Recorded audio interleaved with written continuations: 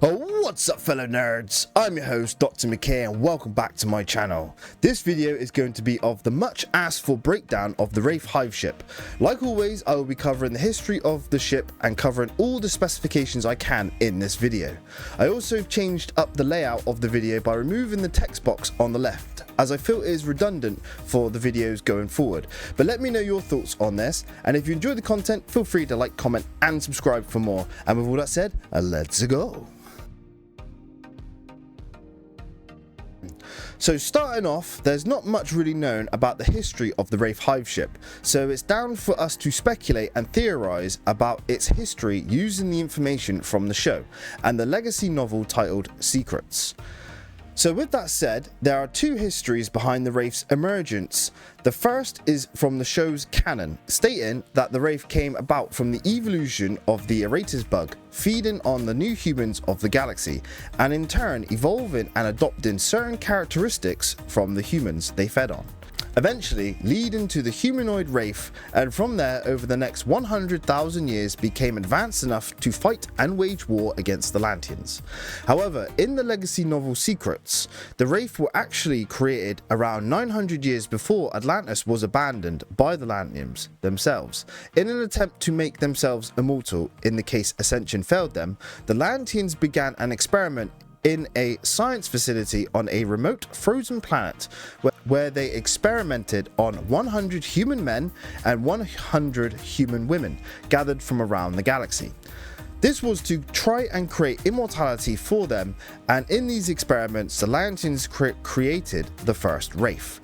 And out of the 200 test subjects, all but 9 of the female test subjects died, but all the male subjects survived in these experiments. However, because of the experiments, the newly created Wraith gained abilities like telepathy and the other abilities they would later show in the show, and with these newfound abilities tricked the Lantean guards and escaped, stealing the facility's ZPM and then fleeing through the Stargate to the planet Athos.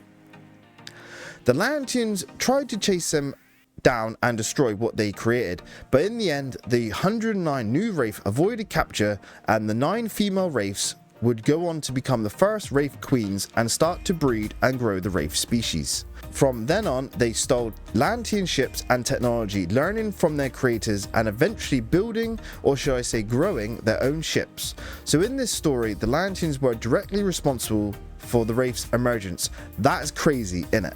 So let's get back to the Hive ship. So after many years after the emergence of the Wraith in either scenario in the Pegasus galaxy, the Wraith in their evolution and technological advancements developed organic technology and in turn grew various ships and structures. One of these ships was the Hive ship. The Hive ships are the centerpiece of the Wraith's culture, as the Hive ship serves as the literal colony and breeding hives for the Wraith queens, allowing for the subsequent breeding of the Wraith drones and many other Wraith. Each hive functions as a mobile base holding hundreds of thousands of Wraith drones and hundreds if not thousands of Wraith darts, all of which are used to cull human planets for feeding. The Wraith Hive ships have been the main ship or base for the Wraith for their entire spacefaring existence, being used in many cullings as well as many conflicts, including the war with the Lanteans and both conflicts with the Assyrian replicators. The organic nature of the hives means that the hives can organically repair any damage it receives from attacks and can reshape the hull and interior as needed. But due to the ship not having any energy shields, the hull is exposed to all forms of damage, including radiation damage from hyperspace travel. This damage is a factor in the limitations of the Wraith hyperspace technology, meaning the Hive must periodically take hyperspace stops to regenerate the hull from the damage caused by the radiation. The Wraith Hive ships act as the main mothership in fleet formations, normally being escorted by 2 to 4 Wraith cruisers, and act as the main command and control center for a fleet. During the time of the Atlantis expedition's arrival in the Pegasus galaxy, the estimated number of Hive ships in the galaxy was around 60, with most of them landed on planets for the Wraith's hibernation cycle. However, after the awakening of the Wraith by Major Shepard and the subsequent 5 years of conflict with the Tauri, other Wraith factions and the Assyrian replicators, the Wraith have lost a known number of 39 ships that have been destroyed, leaving less than half of the estimated 60 left. This loss of hive ships have dealt a massive blow to the Wraith's power, as the majority of the destroyed hives contained Wraith queens, and with the queens being the only way to produce new Wraith, it has or will become an issue for the population of new Wraith in the future. It is, however, unclear on how long it takes to grow a new hive, but we do know the start of the process of a new hive ship starts with a human being infected with a pathogen that then grows the ship from within the human body, using the human brain as the ship's computer, as shown in the show when Dr. Keller was infected by this pathogen. The time it takes to fully grow a hive ship is unknown, but it does depend on the power input for the speed of the growth of the ship. Well, I think that's about it for the Wraith and the ship's history. I say general information as there is little history online for me to read as far as I can find. So with that said, let's move on to the ship's specifications.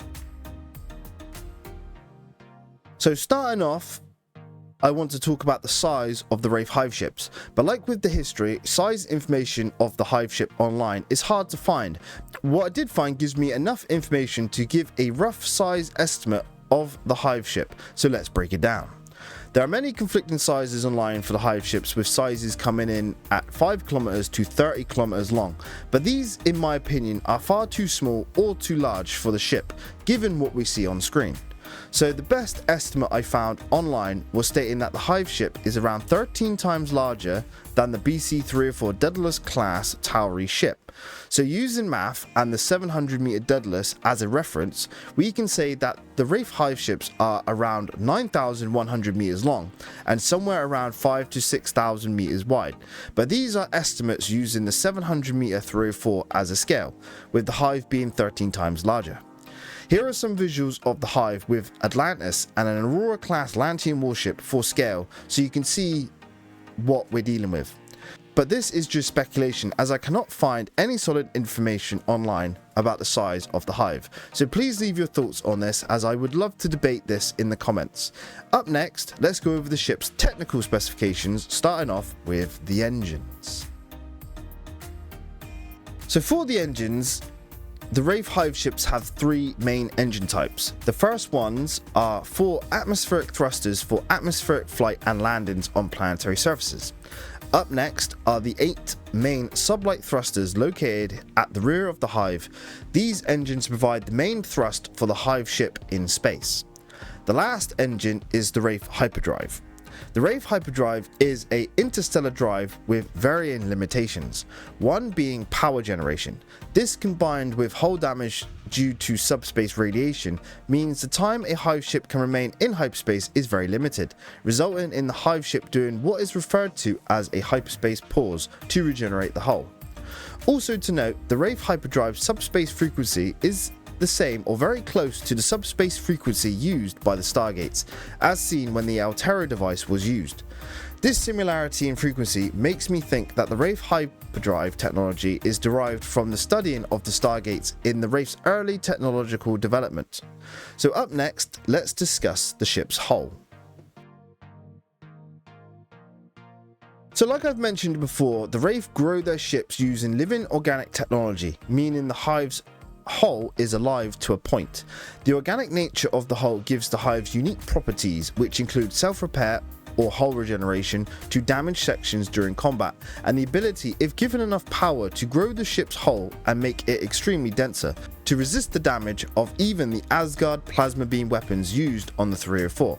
However, this organic nature of the hull has its weaknesses, some of which we have already talked about, like subspace radiation, but another is an infection of the ship, causing the ship to deteriorate and break apart from within.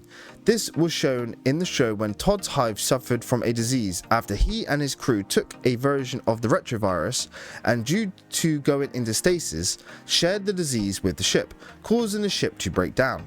But one could imagine some sort of bioweapon could be made and used against the Wraith hive ship if given the right situation.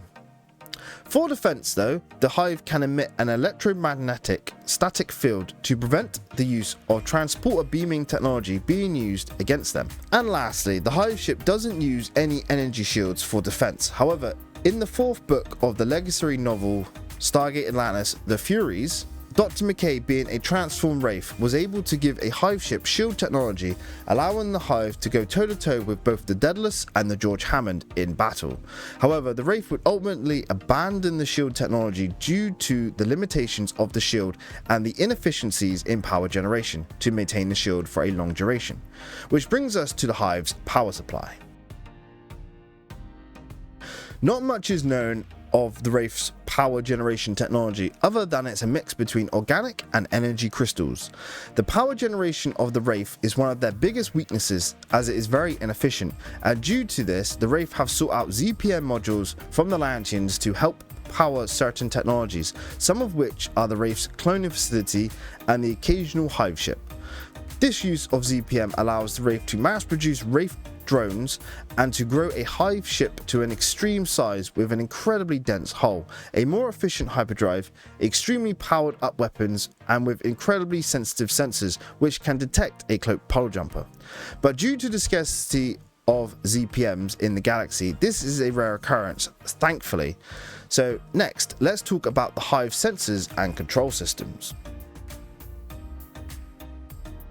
So the Wraith Hive ship has a range of sensors which include short and long range sensors for navigation and battle data, internal ship sensors for ship systems and hibernation pods, and planetary sensors to detect life forms on planetary surfaces for cullings.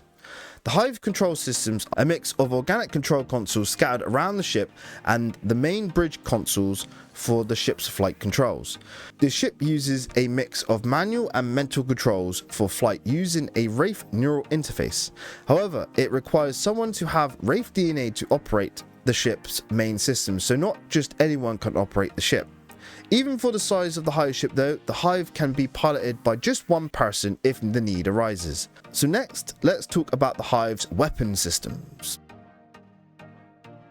So for the weapons, the Wraith Hive ships contain a large powerful array of blue energy based weapons that encompass most of the ship, giving the Hive a 360-degree arc of attack. Each cannon can fire a blue high energy plasma bolt that can range in size from each cannon, with each cannon being able to fire a bolt every couple of seconds, allowing the Hive to fire at a consistent rate, which can overwhelm most ship shields, including Atlantis' shields. The sheer amount of weapon placements on a Hive is the Hive's biggest strength in combat, being able to dish out extreme amounts of damage in a short time. However, the accuracy at long range is lacking, as the bolt travels relatively slow, allowing ships at a distance to avoid incoming shots. However, at close range, the Hive can quickly overwhelm an enemy ship. Each plasma bolt can do extensive amounts of damage to a ship's hull, including against enemy Hive ships, with an exchange between two Hives being roughly 10 to 20 shots being enough to destroy an enemy Hive ship at close range. However, in this situation, the result of the destroyed Hive usually destroys the victor Hive as well. So with the ship's main technical specifications covered, let's go over the Hive's crew and internal compartments. So for the crew, the Wraith society consists of a Hive mentality, hence the name Hive ship. The leaders or commanders of a Hive ship mostly consist of a Wraith female or Wraith queen, whom commands the entire Hive and rules the Hive unquestioned. Up next is the queen's male consort, who would be beside the queen and would command the Hive's warriors directly. The consort usually is the only male to mate with the queen and fathers the queen's offspring. Next we have the Hive master. This title usually goes to the Hive captain or commander of the Hive. His role is to run the Hive under the orders of the queen or consort, and the Hive master commands the bridge and many other ship functions and commands the main ship's operational crew's leadership. The next is the first watch captain. His role is to command the Hive's infantry warriors under the Hive master and consort. The next role is the Master of Darts. He commands all the dart wings directly under the consort, who he is subordinate to directly, surpassing the Hive Master. The Master of Darts shares the same rank as the first watch captain. The next role on the Hive are the Masters of Science and the Chief Engineers. These roles are under the command of the Hive Master, and they command Wraith in their specific roles on the ship. Next we have a few hundred Wraith males, which are commonly referred to as Wraith commanders. These male Wraith command battalions and squads of warriors under the First Watch captain and command wings of darts under the Master of Darts. And the rest have leadership roles in various positions around the hive. And lastly, we have over 100,000 Wraith warriors, which are obedient soldiers that obey the many commanders and the Queen's orders without question. However, in some cases where hives don't have queens, a male Wraith, usually the consort, would take the role of regent of the hive and rule in place of the queen. However, the position can be challenged by the hive master or master of darts. However, most queenless hives usually get annexed by a rival queen and get absorbed into her fleet, and in that case the current regent can pledge loyalty to the new queen and rule in her name, or be ousted and replaced by a new regent chosen by the new queen. So with the dynamics of the crew explained, let's go over the different sections of the hive ship. Starting off, we have the throne room where the queen and her consort resides, or the hive's male regent resides if there is no queen. Up next is the bridge, where the hive master commands the hive and manages many of the hive's different sections and systems. Next we have the various hive commanders' chambers, where the high-ranking Wraith commanders reside when not needed. Next we have the dart bays. These huge bays line the left and right forward sections of the hive and house thousands of darts and scout ships. The two large structures that protrude from either side of the hive ship here are the darts control centers, and where the master of darts would command the dart wings from. Up next we have the engine room, many science labs for conducting science experiments, and computer rooms for going through the computer data. A large data core where all the hive ship's data travels through, many holding areas for humans, cocoon pods for humans that are for feeding later or to hold Wraith worshippers, meeting chambers for high-ranking Wraith meetings or queen worship, and lastly thousands of hibernation pods for the Wraith to hibernate in between cullings for centuries at a time. The Wraith Hive ship is vastly huge with miles of corridors intertwined with many decks, but I believe I have covered the main rooms here in this breakdown, but let me know in the comments if I have missed anything. So I think that about covers the Wraith Hive ship in this breakdown video, and it was really interesting to research, with lots of stuff I didn't know about the Wraith. The Wraith are a very interesting species that deserves their own in-depth breakdown video in the future. Well, I hope you all have enjoyed this breakdown of the Wraith Hive ship, and if you did, please leave a like and a comment, and don't forget to subscribe for more. I have been your host, Dr. McKay, and thank you all for watching this breakdown video, and I'll catch you all in the next one. Cheers and goodbye. Bye bye all.